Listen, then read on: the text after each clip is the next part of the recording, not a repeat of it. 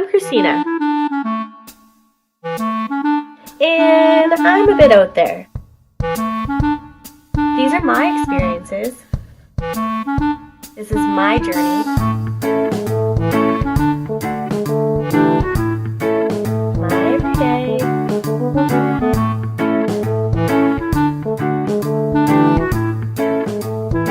This is my story. It's gonna turn pink, everybody. What is that? Moon necklace. A mood necklace? Uh-huh. Where'd you get that one? Remember that place you took me? The aquarium? I'm videotaping you picking your nose right now. No. You're picking the crusties in your nose. No. I see them. Ew, look at the crusties on this girl's nose. Want to see your crusty nose? I'm starting my vlog uber late today because I worked this morning and I just had a lot to do. Right now I'm doing the mom thing and bringing Michaela to gymnastics. I didn't do a vlog yesterday because I had a little bit of a stressful day and I couldn't really be positive, so I didn't want to reflect that on you guys, so I kind of took a break for a day. But I hadn't forgotten about Veda. But I'm gonna go to Starbucks, maybe wander around the bookstore for a little bit. Maybe I'll go to Yogurties. No! And then maybe I'll go to get cupcakes. No! I'm just kidding, I'm not going. Are you going to Yogurt's? Okay, good. You never go to... Why are you covering your nose so don't get your nose crusties? I can't see them from here. She's covering her face so then that way you guys can't see her nose crusties because she's sick, she's not feeling good. She actually got asked to do a reading at her school's mass this Wednesday, so I thought that was pretty cool. So we went over her reading and she seemed to do really, really cool. We went over how she has to pause, how like exclamation marks and periods and stuff. What are you doing? See what I have to deal with right now?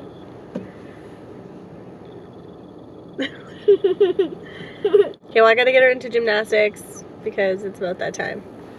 Okay, catch you later. Bye! In my vlogs you probably see that there is a little 6-year-old running around here and there and everywhere.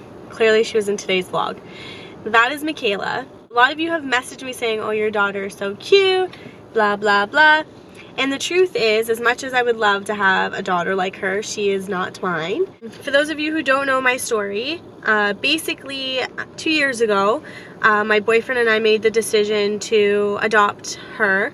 It's his niece. So his sister actually got diagnosed with aggressive cancer, bladder cancer, and within the 3 months of her finding out, she passed away, leaving behind Michaela, who's 6, and then her 2 other sisters, which you saw in Saturday's vlog on day 18. Those are her 2 younger sisters, Isabella and Gabriella. They actually live with their dad, but because the situation's a little bit different with Michaela, we took guardianship of Michaela. My boyfriend decided he wanted to step up to the plate and take on that responsibility, and as someone who obviously wants to be with him for the rest of my life, we discussed it and I was obviously on board with it. So for the last 2 years we've been taking care of her together. We went from dating to hopefully getting engaged to things being put on hold. We had the funeral to plan and then all the stuff with court for Michaela. No, Michaela's not mine. However, I do treat her 100% like she was mine. I, do all the mommy duties and Steve does all the daddy duties. We always have those questions that are thrown at us about, the future, and we just kind of take it as it comes, and whatever she has questions about, we'll answer the best we can, and we've always been honest with her, and I guess that's the best we can do. She lost her mom when she was 4, and her sisters were much younger. So Isabella, I think, would have been 2, and Gabriella only would have been 1. So they lost their mom at a very young age. I don't even know how I'm trying to say this. This is a really hard vlog for me to talk about because it's just a lot of stuff. It was a big decision. It's a big decision for anybody. I know my family was scared. They had concerns that maybe one day I wouldn't start my own family, and that's understandable, but I knew in my heart that this was the right thing to do, and if it were me, I know that Steve 100% would step up to the plate if it were like my brother or something, something of that situation happened and I needed to take care of a niece and nephew of my own. Then I know that he would be on board with me 100%. And we had to go through a lot of things, and we're still going through a lot of things. I mean, parenting isn't easy for anybody, let alone getting a 4-year-old where they're becoming their own person. They already have their own bad habits. They already have their own, like, they already had a structure that they were used to, and then you're uproaring them. And Michaela at first lost everything, like, not just her mom, but like lost the family that she knew, meaning her sisters. It took a while to be able to get that communication going, but now that it has, it's been really, really good for all the girls to kind of keep that relationship, and I feel like that's very important. And at the end of the day, that relationship that they have is more important to me than anything else in the world. As Steve and I co-parent, we're learning. We had to learn patience, a little bit more patience. We had to learn different ways to deal with or discipline her. We had to come up with different incentives. We had to be creative with things that we do.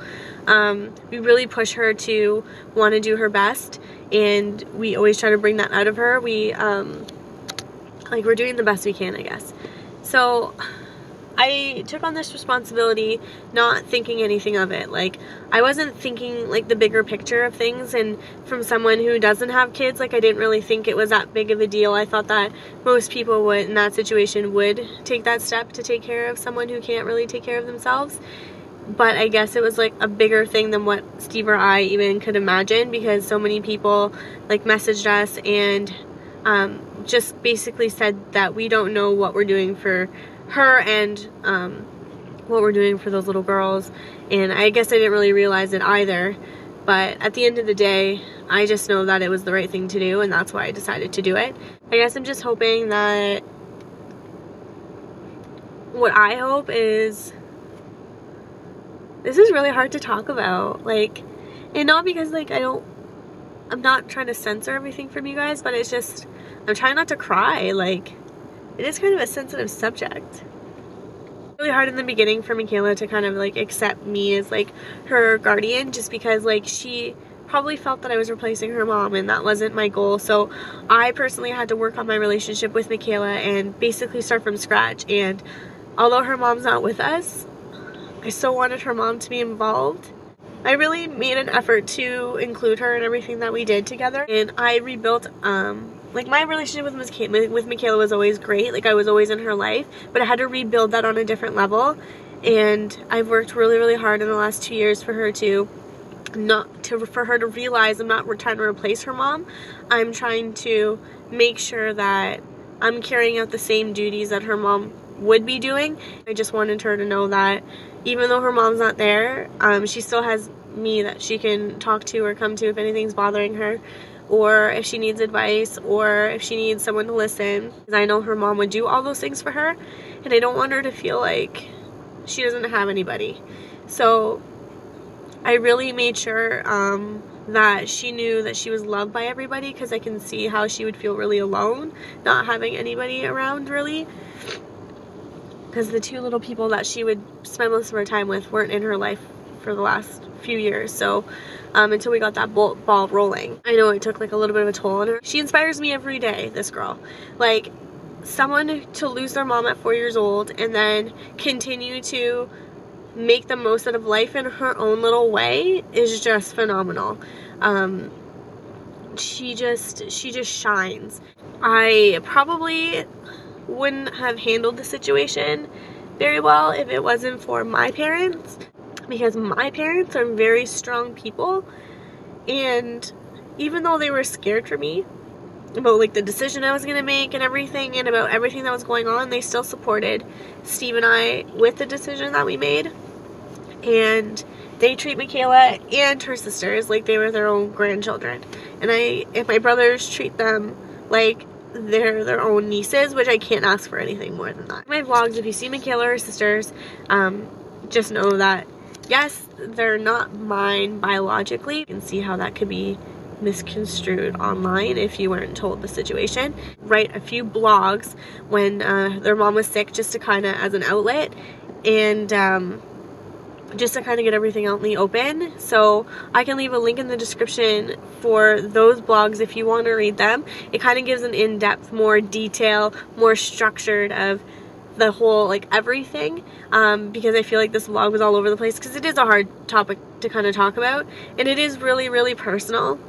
Like, I know my close friends and family, like, they know everything. A lot of them were there, obviously most of them, not a lot of them, all of them were there supporting Steve and I, so everybody there knows everything that we've kind of gone through. But for you guys, who, a lot of you guys are just kind of new to my channel and new to me, it's just something huge that was really life-changing for me. And like I said, I want this channel to be very positive, and I want people to know that you just keep pushing forward in life. And that was one of the instances in my life that I had to keep pushing forward, and I had to stay strong and be that strong person for my partner, because he was going through a rough time, obviously, and I had to be that strong glue that held him together, which is really weird because Steve is like a very strong person on his own. He had to grow up pretty fast, and like, he just always holds the weight of the world on his shoulders. So it was really nice that he kind of took a step back and let me hold the weight a little bit, because he never ever ever does that. So I wrote about that experience, and I'm a better writer than I am a vlogger, believe it or not. So I'll put the link in the description to my blog. I don't really update it too much because I've been doing the vlogs now.